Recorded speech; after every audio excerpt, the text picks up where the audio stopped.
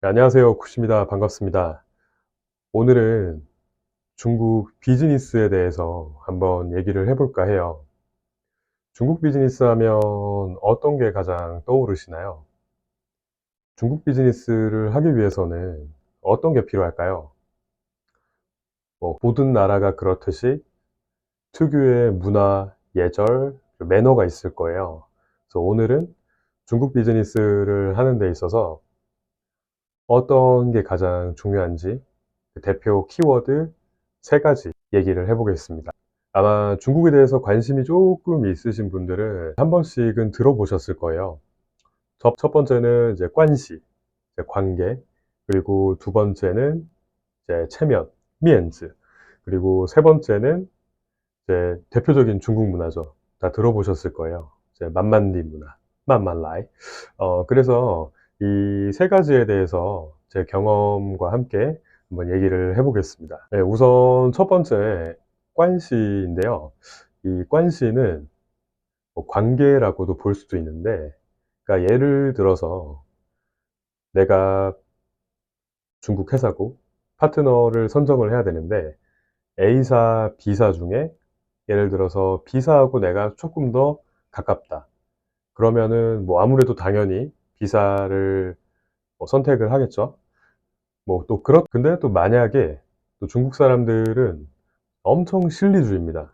정말 실리주의라서 아무리 친분이 좀 있어도 A사가 조금 더 합리적이고 자기 회사한테 유리하다. 그러면 또 A사를 선택을 할 거예요. 그래서 이 관시라는 거는 한국의 학연, 지연, 혈연 이런 거라고 할 수는 있지만 사실 또 변수는 있습니다. 실리주의 얘기를 하나만 더 하면, 그러니까 정말 내가 관계가 가깝다고 무조건 팔이 안으로 굽거나 무보수로 뭔가 일을 봐주고 그러진 않아요. 항상 이 교환이라는 거를 하는데, 그러니까 저도 이거는 책에서 봤는데요. 그 한국의 중국 전문가분이 쓴 책에서 본 건데, 이제 비등가 교환.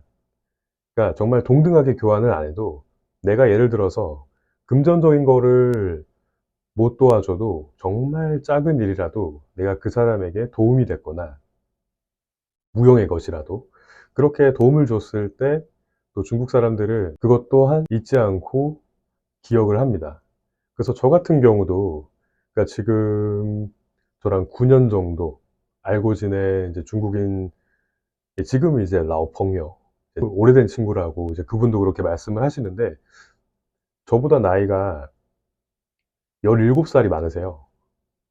저희가 그 세월 동안 서로 도움을 주고받고 그렇기 때문에, 또 관시는 한두 번 본다고 해서 절대 만들어지는 것도 아니에요.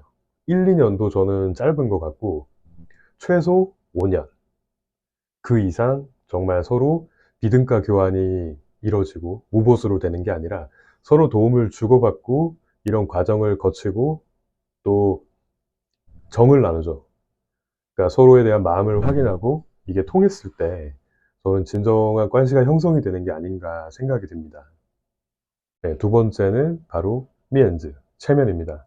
중국 사람들은 이 체면을 정말 중요시해요. 그래서 앞에서 정말 막 대놓고 그렇게 지적질을 하면 그거 엄청난 결례를 범하는 거고, 그래서 이제 한국 스타일로 예를 들어서 같이 밥 몇 번 먹고 술 먹고 하하호 했다고 해서 또 중국 사람들이 그 앞에서는, 그러니까 체면을 생각해 주는 거죠. 바로 이렇게 막 거절이나 이런 걸 안 합니다. 그러니까 그거를 항상 주의하셔야 나중에 오해가 안 생겨요. 그럼 또 나중에 그 말의 어감을 잘 이해를 못해서 그때는 그렇게 얘기했지 않냐, 그러니까 이런 말이 나와요. 그럼 또 중국 사람들은 나쁘다, 사기를 쳤네 마네, 막 이런 얘기들이 막 나올 거예요 아마. 그래서 이 말의 어감을 잘 확인을 해야 돼요. 그러니까 은유적인 화법이죠. 그래서 이 은유적인 화법, 또 체면을 중시하는 가치관이 강하기 때문에 앞에서 직설적으로 얘기하는 것보다 상대가 잘못을 해도 돌려서 얘기하는 그런 지혜를 발휘를 해야 되고요. 저도 사실 중국에 처음 갔을 때, 베이징에 처음 갔을 때 엄청난 실수를 했습니다. 그게 뭐냐면, 그러니까 저는 중국어도 못했고 중국 문화도 뭐 전혀 학습이 안 된 상태에서 가서 다 했기 때문에 참 이런 에피소드들이 많아요. 처음에, 그러니까 저는 관리자 신분으로 가서 저보다 더 어린, 그 당시 저도 참 어렸지만 저보다 어린 중국인 동료들을 대해야 했어요. 그러니까 아무래도 회사에 시스템이 있고 매뉴얼이 있으면 당연히 거기에 따르고 해야 정상이지만 또 어린 친구들이라 그게 안 지켜진 경우가 있었어요. 그래서 제가 한날은 언어도 안 되고 너무 답답하고 외롭고, 그래서 그 실수한 직원 그 친구한테 사람들이 다 있는 데서, 다른 직원들 다 있는 데서 그냥 뭐라 한 거예요. 그것도 통역해 주시는 분한테 부탁을 해가지고. 그러니까 이게 정말 엄청난 실수를 한 거죠. 물론 그 후에 사장님 통해서 이제 오해를 풀고 화해를 했지만 그 친구는 아직도 저를 좀 안 좋게 기억하지 않을까 그렇게 생각을 합니다. 그래서 제가 당시 회사 직영점이 있던 쇼핑몰 거기 2층에 저희 숍이 있었어요. 근데 1층에 그 한국인 사장님이 운영하는 카페가 있었어요. 그러니까 제가 거기에 중국어 공부로도 하러 가고 또 한국 분이시니까 아지트로 자주 갔단 말이에요. 중국어 과외도 거기서 많이 하고. 근데 그때 그 사장님이 이제 2층이 되게 넓었어요. 그리고 테이블이 있었는데 거기서 항상 그 중국인 직원이랑 1대1로 뭔가 계속 얘기를 하더라고요. 뭐 미팅인지는 모르겠는데 그래서 나중에 제가 이제 그 사장님한테 여쭤봤더니 저한테 하시는 말씀이 중국 직원은 그 있는 데서 대놓고 하면 안 된다. 따로 불러서 뭐라 해도 안 되고 1대1이어도 뭐라 해도 안 되고 돌려서, 그러니까 은유적인 화법이죠. 그 친구의 이제 체면, 미엔즈를 생각해서 스스로 잘못을 인정하게끔 은유적인 화법으로 얘기를 해야 된다. 이렇게 말씀을 해주셨어요. 그러니까 그만큼 체면이 정말 중요해요. 그래서 그 중국 사업 하실 때, 그러니까 직원뿐만 아니라 이 파트너하고 교류를 할 때도 이거는 정말 중요하게 생각을 하셔야 돼요. 그리고 세 번째, 마지막으로 제 만만디 문화예요. 이 만만디는 사실 이게 이제 느리다, 뭐 천천히, 뭐 이런 뜻이긴 하지만 이건 사실 한국인이나 뭐 외국인들이 아마 중국에 대한 편견이 아닐까 저는 생각을 해요. 물론 저도 한국에 계속 살았으면 그 편견을 계속 가지고 있을 텐데 중국인들이 느리다? 절대 느리지 않습니다. 절대. 제가 아는 중국인은 예를 들어서 가령 돈, 이익, 뭐 이권이 걸려 있거나 아니면 뭔가 이 프로모션을 해서 그 기간에 돈을 벌어야 되면 전 세계 어느 나라 사람보다 빠를 거예요, 아마. 정말 정광석화 같습니다. 그러니까 아마 그 만만디라는 편견이 중국 땅이 워낙 넓고 정말 넓죠. 지리적인 영향이 클 거예요. 예를 들어서 저도 베이징에서 예전에 그 홍콩 나간다고 심천을 가는데 비행기 티켓 매진, 고속열차 다 매진. 그래서 일반 기차를 한번 타고 간 적이 있었어요.